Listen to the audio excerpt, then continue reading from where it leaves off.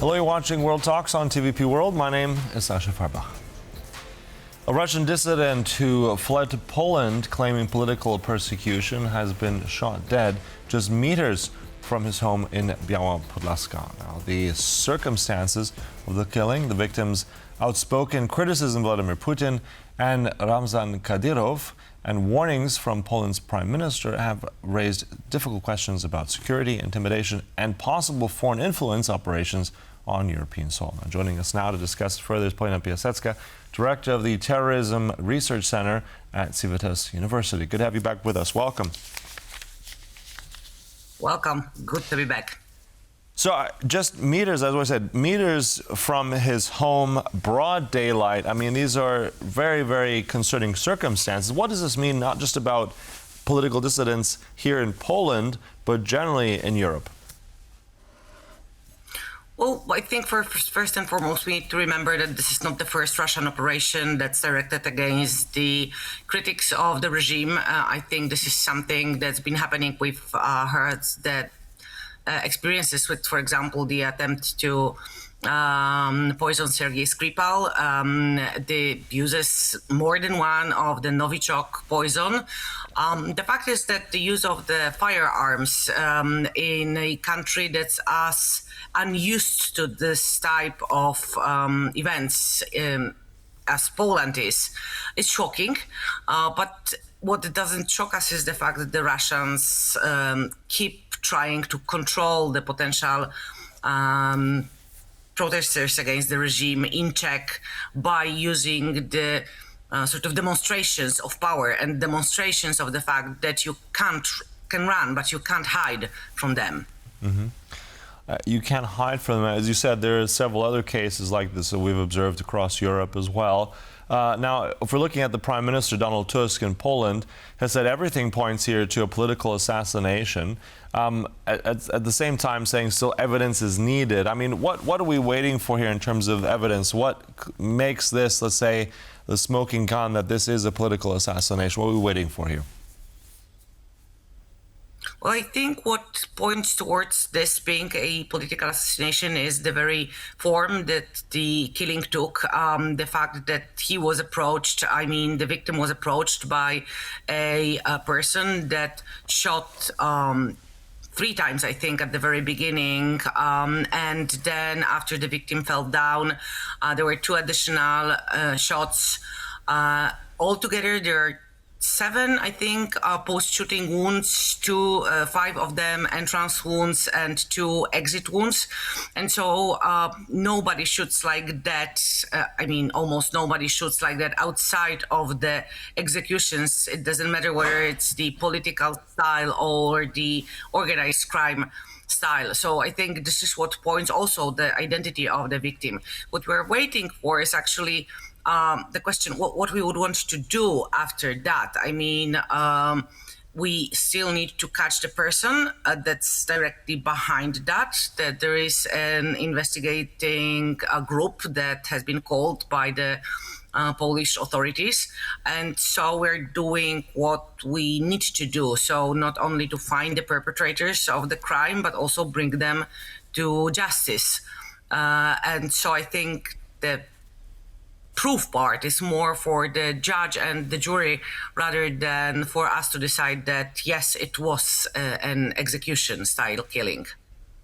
But also, if we look at the broader picture here, I'm just curious to get your sense. We've talked about hybrid attacks in the past as well. This is something that, unfortunately, Poland and the rest of Europe have become familiar with.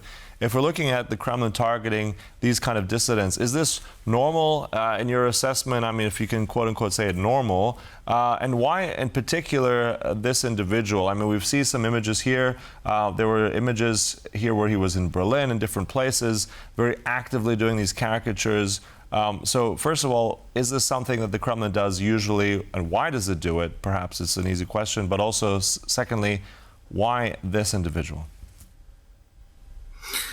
Well, the question is whether or not it's that there were no alternatives. I think that he might have been targeted because somebody needed to be targeted.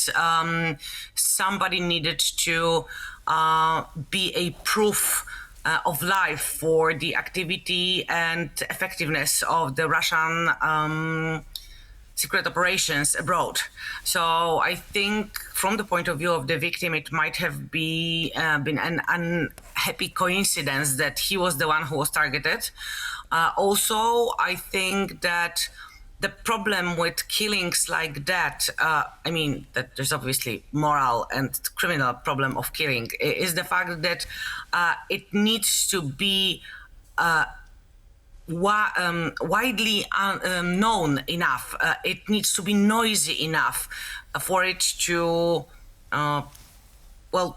gain the gains that the perpetrators, the organizers are aiming for. And so I think that the sheer sort of absurdity and the shock value of what we are witnessing here, the questions that it raises, this is something also that is hugely beneficial from the point of view of GRU or whatever Russian service was behind that, saying we're here, you can't escape us, and you can't know who is going to be targeted, because this is what we are also able and willing to do, to kill the most stand-upper with the caricature in hand. Yeah, you're saying about he was noisy enough to actually come onto the radar of the Kremlin. I'm just curious also because apparently the Prime Minister of Poland, Donald Tusk, has also said that he had refused special protection services in the past. We're not quite sure of that link fully, but nevertheless, the message that this now sends to other dissidents in Poland and around Europe, what do you think they're going to be doing? It's another signal to them. Do you think this is going to change their mind about protection or how they behave? Well, hopefully, hopefully that at least in terms of protection, I'm hoping that those who might be targeted by Russian Federation will be on the sort of on switch when it comes to the early warning, being as paranoid as is needed, that they will remember that the fact that somebody is paranoid doesn't mean that they don't have enemies. The situational awareness needs to definitely rise up in those individuals that might be targeted. When it comes to protection and when it comes to whether or not they're going to, so this is when it comes to protection.